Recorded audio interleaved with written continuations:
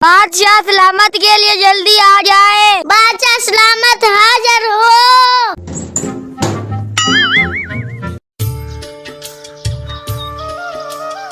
आज बादशाह सलामत खुशी के मूड में है, मांगो क्या मांगते हो। बादशाह सलामत, अगर आप नाराज ना हो तो आज हमें मुजरा दिखाया जाए। चलो फिर आप हमारी सल्तनत से किसी लौंडी को पकड़ के लाएं, उसका मुजरा देखते हैं। बादशाह सलामत, अगर लौंडे ना मिले तो फिर मुजरे के लिए आपकी बेगम को ले आए।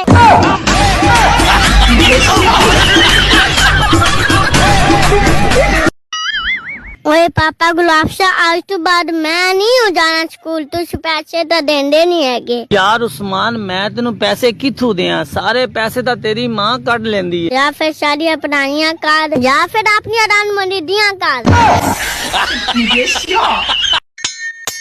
मिस्त्री साहब, काम साफ सुथरा करना। ओए उस्मान पुत्र, ना सख्ती कर, मिस्त्री अपना आपदा ये। गुलाब शाह के मकसद है तेरा?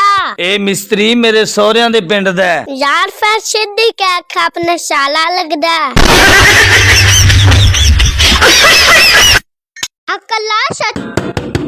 अल्लाहू मेरे पर, अल्लाह के नाम पे दे दे बच्चा, अल्लाह के नाम पे दे दे, जुम्मेरात दा दिया रे, अल्लाह के नाम पे दे दे गुलाब शाह, अल्लाह तेरा भला करे। अच्छा जी बाबा जी, 1 मिनट जी, ए लो। ओए 10 रुपए, सिर्फ 10 रुपए। ओए बच्चा, तुसी तो पहले 50 रुपए देंदे सो, हुण जाओ 10 रुपए दे रहे हो। ओ दरअसल उस्मान बाबा, पहले मैं कुआरा सा ते ਤੁਹਾਨੂੰ 50 रुपए देंदा सा, फिर मेरी बेगम आ गई, मैं ਤੁਹਾਡੇ 40 रुपए कर दिते। अच्छा।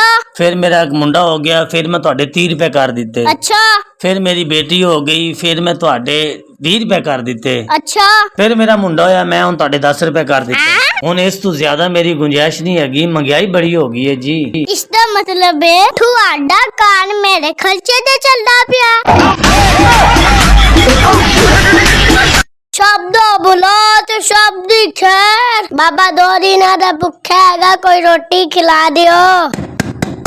ओए ना मंगया करो, रोटी दा वादा अल्लाह ताला ने कीता है, उन्हें देनी है। ओए गुलाब शाह, बाबिया नु सब पता हैगा, रोटी दा तो एक बहाना हैगा, बाबे और बस दीदार करन आंदे।